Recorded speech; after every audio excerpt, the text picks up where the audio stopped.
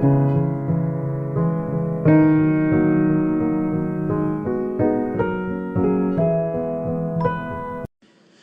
and welcome to a brand new video on the pupillary reflex, and in this video we're going to focus only on the parasympathetic part of this reflex. And so here's what our focus is. Like we said, it will be parasympathetic, will be our focus, and we're going to be looking at a reflex, meaning this is an involuntary response. We're going to look at what it does control, how the pathway works, and we will be linking that to the visual pathway and seeing how these two things go together.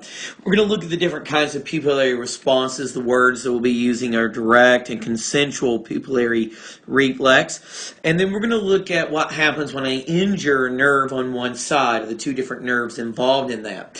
So as we get started, let's really look at what our primary goal here is discussing the pupillary reflex. And it's being a reflex, this means it's automatic. And this is referred to as a visceral reflex. This is an example of a visceral reflex. And what we mean by visceral, this is another word to say it's an autonomic reflex, being that it is controlled by the ANS itself in terms of unconscious motor control of smooth muscle, and it's influencing the diameter of our pupils. So we're looking at pupil diameter, and I will talk a little how the pupil changes and what this one is primarily going to focus on. But what it's responding to is light intensity. This is our primary stimulus, is how strong light might be shining in the eye. So what's important for us to keep in mind here is if I have a high amount of light shining into our eye, then this is going to be equivalent to a decrease in pupil diameter. The pupil is going to want to get smaller to let less light into the eyeball itself. And under low light conditions, this will be equivalent to an increase in the diameter as well for the eye. And we're going to be focusing on this one. As this is parasympathetic, down here would be sympathetic. And we're going to be focusing purely on our parasympathetic highlight shining in the eye, decreasing the diameter of that eyeball. And it's very important clinically, as this is something that we use to test for the integrity of the midbrain, as so much of what's going on is processed there in the midbrain. So how is it done at first is rather the place we want to start. And we're going to start off with a basic eyeball here. And in the eyeball, we want to look inside and note that there is some iris muscles, and there's a muscle that controls the pupil there in this circle. So the pupil is the white in the center there, and this muscle around here are called the circular muscles, and we'll see what they do in a moment. And then also the circular muscles, we're going to see another set of muscles, and let's use a different color here. Let's pick a purple color that are radial muscles who are located around this, and these would be the radial muscles. And these two muscles control the diameter of the very crucial pupil there, the hole in the middle of the pupil. And they're going to control the diameter of the pupil. Let me show you how that might work. If I were to shine light into someone's eye, then what is going to happen to this eyeball is this eyeball, who happens to have this stuff going on, is going to need to constrict its circular muscles, making the pupil get very small as this constricts down, decreasing the size of the pupil. And that muscle will constrict, and you will notice that when it gets bigger, we're going to take a look and notice that the radial muscles are going to be relatively thin here. They're not going to be bulging, they're not going to be contracting. But if I were to go and change this and have a very low light condition, then what's going to happen under low light is very different to this. Our iris, the structures there, we're going to see that we're going to relax this muscle, the circular muscles, whereas my radial muscles are going to thicken up. As they contract, they're going to get bulkier, and they are going to stretch the pupil open as they actively dilate it. So the one that we're going to be focusing on here, and the reason I did cover this is so that we have that is for our foundation, is this, is the stimulation of the circular muscles, which are ciliary muscles in the eye who regulate the diameter of the pupil, part of the vascular tunic of the eye. And these are all controlled by cranial nerve number 3. The oculomotor would be the nerve who controls the radial and circular muscles to create this diameter change. So what we then want to look at now is ultimately what is our types of reflexes we get. We have what is called a direct reflex, and we have what is called a consensual reflex. So a direct reflex and a consensual reflex. So let's say that in a direct reflex, I have got a flashlight, and my flashlight shines in the eye of a patient here, and in their eye that I'm shining it in, if it's the eye they shine it in, this eye constricts down, and it would form on that one. In a consensual reflex, if I'm shining the light in one eye,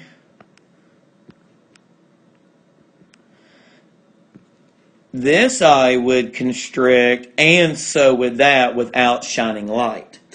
So think about the direct as the one I'm shining it into responds. That's a direct pupillary reflex. If I shine the flashlight in one eye and the other eye also responds, that's called consensual. This one is responding. This one here is responding along with that one here. So what you get is there is a left direct and a left consensual, and there is a right direct and a right consensual reflex, 4 different ones. So the left eye can have a direct reflex where just it responds when I directly shine light into it, and the right eye could have a consensual reflex if I'm shining the light in the left eye. If I shine the light in the right eye would have a direct reflex, and if the left eye responds as well, it has a left consensual reflex as well. So these are 2 important things to keep in mind as we do this. Now, as we do it, we are going to be adding on to a video I've done in the past. So what I'm going to do is discuss the fact that this pathway involves a variety of different things. It involves sensory pathways, sensory information moving, then it also involves a motor pathway. It is the combination of 2 pathways. And the motor pathway is going to be dependent upon the sensory pathway, and that's what's going to be pretty crucial about that. So let's look at how these come together. So we're going to start off with some boxes here, and this box is representing the retina. And here I've got another retina. And so my 2 retina. And I am having the hardest time writing today on my iPad. I don't know what's going on. So here we have a left eye and a right eye, and they each have a retina. And the retina, having its rods and cones, are going to produce some information that is sensory, and that information is picked up by a pair of cranial nerves, one on each side. And this would be cranial nerve number 2 on both sides, CN2 on both sides. And this is the optic nerve, and the optic nerve sends information to the lateral geniculate nucleus so I can look at things.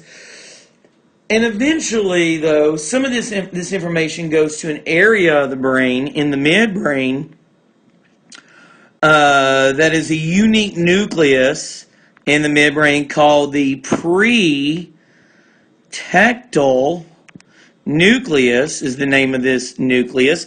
This nucleus, pretectal nucleus, is going to receive sensory information, pretectal nucleus, from my optic nerves. And the pretectal nucleus is going to be part of our midbrain.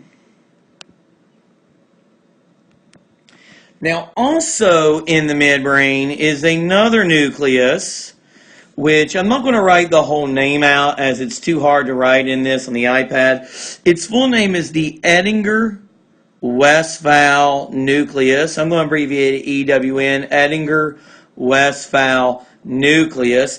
And the Edinger-Westphal nucleus and the pretectal nucleus are sitting in the midbrain. These are sitting, pretectal nucleus is sitting in front of the superior colliculus, and then in front of the pretectal nucleus you're going to find the Edinger-Westphal nucleus. Now with Edinger-Westphal nucleus, of course the optic nerve is sending information. Its information from the optic nerve is going all the way to Edinger-Westphal nucleus. But what's interesting is in this area, the Edinger-Westphal nucleus, the pretectal nucleus sends some information to the Edinger-Westphal nucleus on the left side or right side, the opposite side. So information crosses over as well. So the pretectal nucleus on the left sends information to the left Edinger-Westphal nucleus and the right Edinger-Westphal nucleus. As we can see here, there's information coming from both. And then the right pretectal nucleus sends information to the right Edinger-Westphal nucleus as well as the left Edinger-Westphal nucleus. And then this is all the post here will be very different. Of course, we're going to have one more little area. This is there will be a little ganglia that we will talk about momentarily, but we're going to go to the ciliary muscle here. So here were ciliary muscles. And the ciliary muscles, these are the muscles that are in the eyeball that control the diameter of our iris. So it's got information coming using a nerve that is in fact a motor nerve. And this motor nerve number happens to be cranial nerve number 3, CN3. And cranial nerve number 3 is the oculomotor nerve, being one of the 4 parasympathetic cranial nerves. Numbers 3, 7, 9, and 10 are cranial nerves that give, that produce, have the parasympathetic nerves in it. Parasympathetic preganglionic neurons and postganglionic neurons. So with this simple kind of byproduct, what we are going to do is use this to understand the overall arching pathway more in depth. And this is a first look, first blush to understand some of the critical components. First off, sensory information from both eyes are going back on the same side. So cranial nerve number 2's information goes to the pretectal nucleus. It sends the same information to the Edinger-Westphal nucleus on that left side. But then also pretectal nucleus will send information to the opposite side, to the right side, to that Edinger-Westphal nucleus. And the same goes true for the right side. And what you're seeing is that there will be an important sensory component crossover between these two that allows for a consensual reflex. So this crossing over right here is what is going to allow for consensual reflexes that we've discussed. So what we're going to be doing in the very next thing here is drawing a fairly complex drawing. And we're going to start off abbreviating that we have the left and we have the right side of the brain. Same setup that I always do in neurodiagrams. And then we're going to draw a retina and another retina. And then I'm going to draw my typical diagram that I use to do the optic pathway. And I'm going to keep the optic pathway a little simple here. I'm just going to stop there. I'm not going to draw a lateral geniculate nucleus. And in fact, let me kind of clear that up a smidge as I try to make that large enough. Then on this side, I'm going to draw a circle on both sides. And then here in the back, we're going to draw a cross section through the medulla oblongata midbrain area. And this would be a cross section of our midbrain. So let's label the basic anatomy we see. And we're going to mostly focus on the cranial nerve to the optic nerve. We are going to see a structure called the ciliary ganglia. Now remember that in the parasympathetic division, the ganglia are close to the effector organs because it has long preganglionic neurons and short postganglionic neurons. And here we are in the midbrain, and for a anatomical kind of orientation, label the superior colliculus or colliculi, and that will give us an idea where we are in the midbrain. So this is a cross section. Now in the midbrain, we need to add a couple extra bits. We're going to add a circle here and a circle here, and then the same circles on each side. Now to label these circles, we have our Edinger-Westphal nucleus, and we have our pretectal nucleus. I'm abbreviating pretectal PTN. I'm abbreviating Edinger-Westphal nucleus, EWN. These are the nuclei of the midbrain. And now what we got to do is take some information that is going to make it to the brain. So let's start with medial visual field information on that side. And let's pick a different color here. And let's do some lateral visual field information here. Remember that lateral visual field information strikes the medial retina.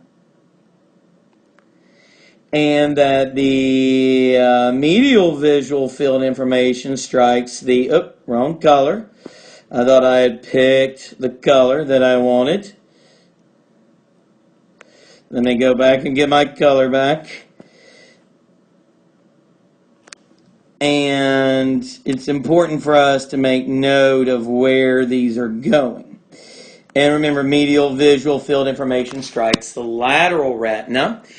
Medial visual field information travels down uncrossed, and we're going to take that information all the way down here to the to our pretectal nucleus in front of the superior colliculus. And let's draw a cell body there so we know these are neurons. And we're going to take the same thing here. We're going to take this neuron all the way here as well. And I'm going to kind of do another little neuron in the same colors and just kind of combine it. There's a lot of different ways people try to draw these pathways, but this one crosses over. And what I'm just going to do is unite it. This one here crosses over, and I'm just going to unite it so that we know that all the optic information is getting to the pretectal nucleus. And that is what matters the most, is that we know the information coming from both eyes is getting to the pretectal nucleus. And if you don't understand the optic pathways, do watch my video on that. But that's not what we're here to focus on. Now once we do this, this is where the nice, interesting things happen. I'm going to pick up with a different color, yellow, and we're going to take this information, and I'm going to have a neuron, so it'll be yellow, picking up here, and he's going to go to the Edinger-Westphal nucleus on that side, but we're also going to send some to the opposite side. And the same thing goes here. One goes there, while the other one goes there. So we see a crossover occurring here. And to make that a little bit clearer, that's what I'm drawing here. I'm drawing this crossover in yellow. A little bit harder to see on this lower resolution screen of mine. So now that it's crossed over, we're going to leave the Edinger-Westphal nucleus, and we're going to pick up using blue to draw some motor information, leaving the Edinger-Westphal nucleus. So it's this crossing over where I drew is the most critical thing. But let's pick a blue neuron, and we're going to take it all the way here to the ciliary ganglion on that side. And we're going to take one all the way to the ciliary ganglion on that side. And from there, we're going to have a postganglionic neuron who is quite a bit shorter, who will synapse with our ciliary muscle cells. So long preganglionic neuron, short postganglionic neuron is indicative of our parasympathetic division. And this nerve, remember, is the oculomotor nerve, cranial nerve number 3. So with our pathway in place, what we have seen is how the information sensory-wise from light would get to the midbrain and how the crossing over occurs to send it to both sides of the midbrain. So that way, that this wiring tells me that my left eye gets motor commands based on light seen in both the left and the right eye, whereas my right eye gets motor commands that are based on light from also my right and left eye. So both eyes should, in a normal, happy, healthy, intact human, would have all that information. So given this, I'm going to pause, take a quick snapshot, and come right back. Alright, so I had to have this one so I could do some damage to this and without messing it up and having to redraw it over and over. So what we're going to be doing now is we're going to look at what these reflexes may appear, what might happen when I damage this. I really hope my yellow lines are clear enough as what was going on. So on this slide, I am going to take the same drawing, but now I'm going to mess it up. And let's start off on one side with the optic nerve. And I'm going to come here and pick out red, and I'm going to draw over that. And let's say that I have damaged an optic nerve on one side, and we can do that. Or you can damage an oculomotor nerve on one side, on that side, on that side. And that's the kind of thing we're going to be doing here. So the ones I'm mostly going to be concerned about here is let's do a left optic nerve damage. This will be the one I'll start with. So we've damaged the left optic nerve completely, where this patient would have monocular blindness, and that means nothing sensory-wise from the left eye makes it to the brain, so we don't see anything on our left side. But let's see if we get a consensual reflex or not, or direct reflex. So we start examining and we shine some light on this patient's eyes, and the light shines in and the information about the light hits this lesion. And when it hits this lesion, that means that none of that information is going to make it to, it's not going to make it this way. It's not going to get here, and it's not going to also make it here. We're not going to get any of that information there. We're at least not going to get any of that light information. So what would happen is, if I had this lesion of the optic nerve, you would have a loss of a left direct reflex because none of the light information, it would stop here, it wouldn't get there, and that means when it crosses over to go over here to that Edinger-Westphal nucleus, you're not going to also have a right consensual reflex. Now, so on the left side, if we go in and decided now to do with the same lesion on the left optic nerve, and let's leave that lesion there, what if I shine the light on this eye on the other hand, that information would have no trouble getting to both sides. So the direct reflex of the right eye would be fine, and the left eye would do a consensual reflex because of the crossing over that happens as we go to the Edinger-Westphal nucleus. So even though damage to the left optic nerve, when you do the light shining into it, a pupillary reflex, there will be no, when I shine the light in the left eye will not constrict, and neither will the right eye have a consensual reflex. But if I shine the light in the right eye, both the right eye will have a direct reflex, and the left eye will then have a consensual reflex, and that will help you localize the issue. So with that one, let's do one more lesion that would be a common lesion ran into, and let me clear this up a little bit so we don't have extra stuff on my screen. What we're going to do is we're now going to come in with a lesion, still left side, and let's damage left oculomotor nerve. Now, let's shine a light in the left eye. Let's take left eye, shine a light in it, and I shine light in left eye. That information definitely will get to the brain on both sides with no problem, no loss of visual input. We're good there. Part of it crosses over, so when it crosses over to this one and we try to do a motor response here, we hit the lesion and the left eye would not have a direct reflex. But because I saw the vision, the right eye would have a consensual reflex, as there is no interruption to the fibers crossing at the Edinger-Westphal nucleus, and those going on to make the oculomotor nerve. So with that, we could see exactly what would occur.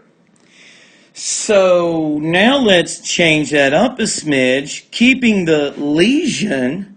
We're not getting rid of our lesion. What we are going to get rid of is the light we're shining. And we're going to put that lesion right back. I'm clicking on the wrong one there. Put the lesion there. And let's now shine the light on the right eye.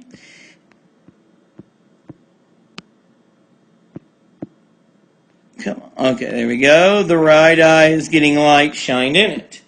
Now, because there's no issues with the visual pathway, both the left and right halves of the brain will get that information. When this information travels to there, and that information travels to here, when we cross over and go out the left oculomotor nerve, we'll hit that. So we will have a right direct reflex, but a loss of left consensual reflex when we shine that in there. And this would allow me to be able to identify that particular lesion.